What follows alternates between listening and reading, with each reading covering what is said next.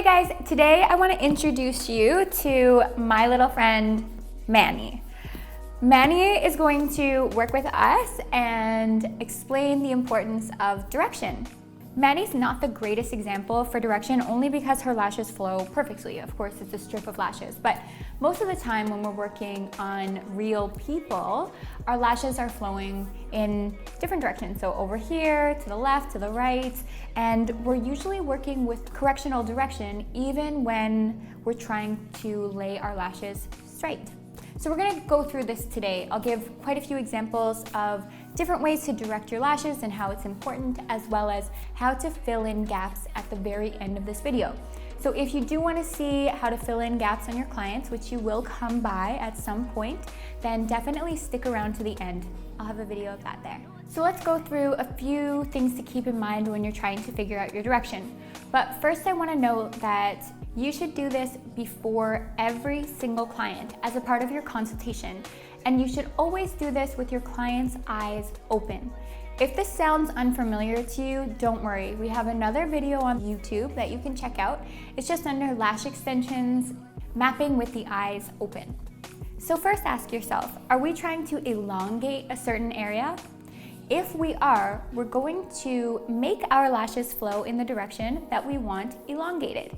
So let's use the example of a cat eye.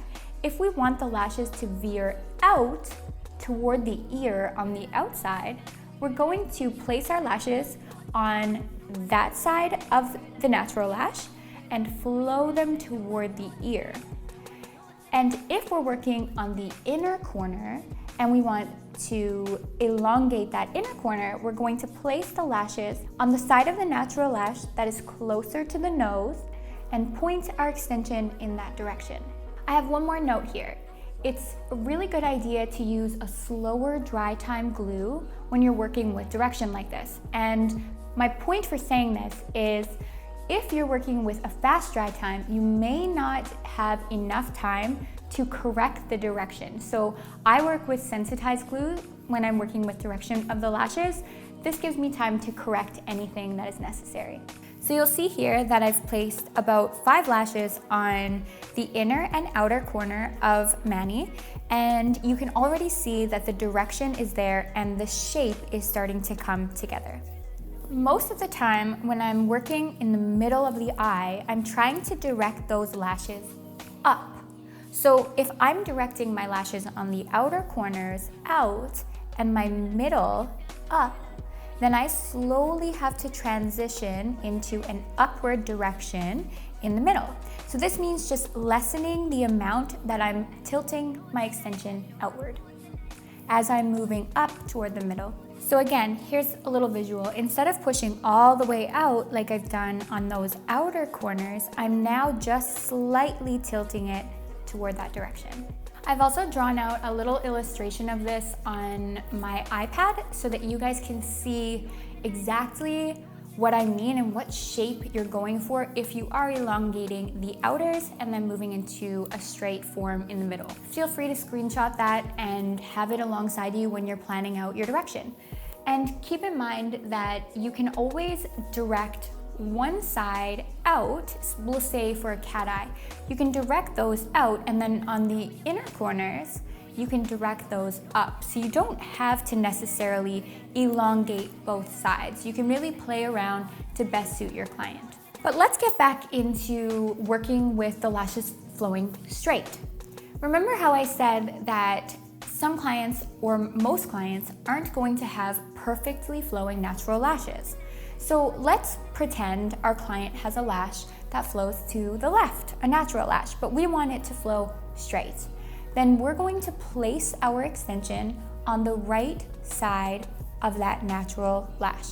And this will give the illusion that the lash is falling straight. So sometimes when we're doing this, we may have to wrap the extension around the natural lash or be okay with it only attaching at 1 millimeter or 2. So you're gonna place the extension's base first and work with direction from there always. You're not worrying about direction and then worrying about the base because the base is the area that you need for retention. So this cannot be compromised. Even if it's only 1 millimeter or 2 that's adhered, that's totally fine.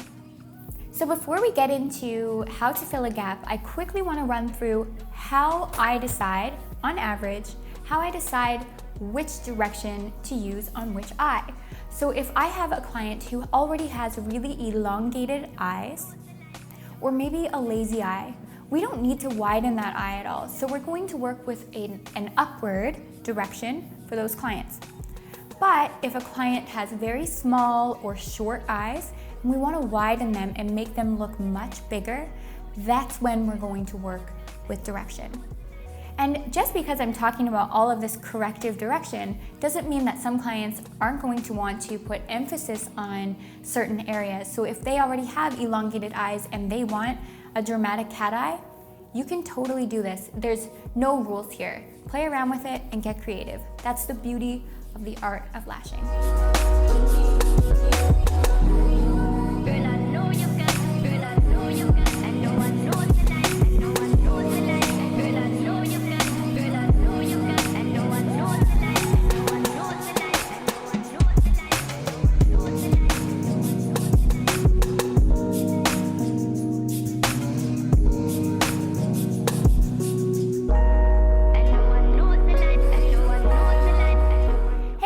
Today I have little Manny with me and we are going to discuss the... You didn't like that?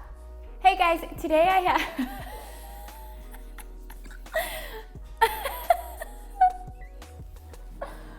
So little Manny is not the best example of direction.